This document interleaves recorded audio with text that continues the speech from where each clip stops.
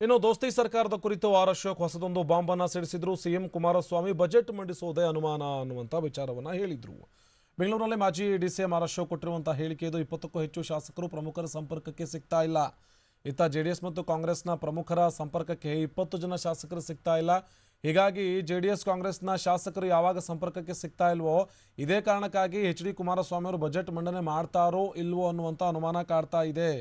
20 ಶಾಸಕರು ರಾಜೀನಾಮೆ ಕೊಟ್ಟರೆ ನಾವು ಸುಮ್ಮನೆ ಕೂರೋದಿಲ್ಲ, ಆ ಸಂದರ್ಭವನ್ನು ನಾವು ಕೂಡ ಬಳಕೆ ಮಾಡಿಕೊಳ್ತೇವೆ, ಆದರೆ ನಾವಾಗಿಯೇ ಮೈತ್ರಿ ಸರ್ಕಾರವನ್ನು ಬೀಳಿಸುವುದಕ್ಕೆ ಯತ್ನಿಸ್ತಾ ಇಲ್ಲ ಅಂತ ಹೇಳಿ ಮಾಜಿ ಡಿಸಿಎಂ ಆರ್ ಅಶೋಕ್ ಹೇಳಿಕೆಯನ್ನು ಕೊಟ್ಟಿದ್ದಾರೆ.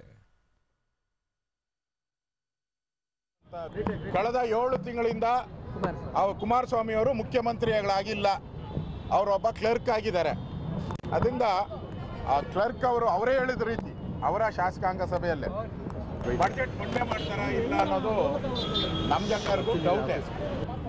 ನಾವಂತೂ ಸರ್ಕಾರವನ್ನು ಬೀಳಿಸುವಂಥ ಪ್ರಯತ್ನವನ್ನು ನಾವು ಮಾಡಲ್ಲ. ಅಲ್ಲಿನ ಶಾಸಕರೇ, ಇವತ್ತು ಕಾಂಗ್ರೆಸ್ಸಿನ JDS ಶಾಸಕರೇ ಈ ಪಕ್ಷದ ಮೇಲೆ ವಿಶ್ವಾಸ ಇಲ್ಲ ಅಂತೇಳಿ ಯಾರಿಗೂ ಕೈಗೆ ಸಿಗದೆ ಓಡಾಡ್ತಾ ಇರುವಂಥ ಸುಮಾರು 20-25 ಶಾಸಕರು ಓಡಾಡ್ತಾ ಇದ್ದಾರೆ. ಅವ್ರಿಗೆ ಕಾಂಗ್ರೆಸ್ ಮೇಲೆ JDS ಮೇಲೆ ಮುಖ್ಯಮಂತ್ರಿಗಳ ಮೇಲೆ ಇರೋವಂಥ ವಿರೋಧದಿಂದ ಯಾರು ಇವ್ರ ಕೈಗೆ ಸಿಗ್ತಾ ಇಲ್ಲ. ನೋಡೋಣ, ರಾಜಕಾರಣದಲ್ಲಿ ಯಾವುದು ನಿಂತ ನೀರಲ್ಲ, ಎಲ್ಲನೂ ಕೂಡ ಬದಲಾವಣೆಗಳಾಗ್ತೈತೆ. ಈ ಹೊಂದಾಣಿಕೆನೇ ಇರ್ತೈತೋ ಇಲ್ಲೋ, ಸರ್ಕಾರ ಇರ್ತೈತೋ ಇಲ್ಲೋ, ಎರಡೂ ಕೂಡ ಯಾರಿಗೂ ಗೊತ್ತಿಲ್ಲ.